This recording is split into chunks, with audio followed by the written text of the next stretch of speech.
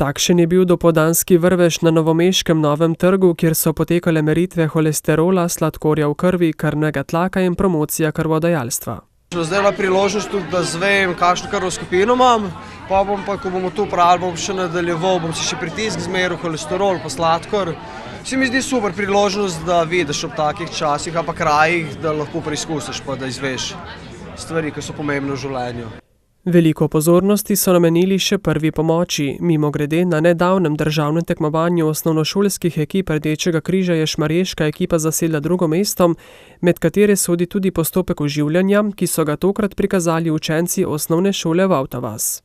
V primeru, da človek leži na tleh, ne diha in ne kaže znakov življenja, pričnemo s temeljnimi postopki oživljanja, to 30 masaj srca in 2 vpiha.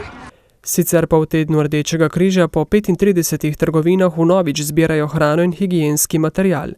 Letos v košarico prispevajo tudi učenci več osnovnih šol.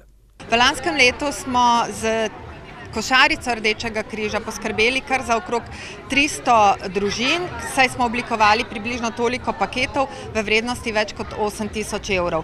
Vse zbrano bodo prejele socialno šibke družine v kraju, kjer se nahaja trgovina oziroma šola.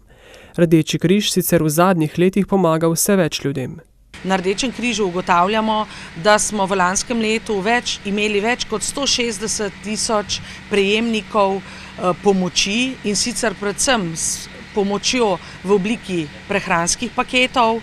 V zadnjem času ugotavljajo tudi, da v Sloveniji narašča skupina ljudi, ki so zaposleni in prejemajo plačo, a ta ne zadošča za njihovo preživetje.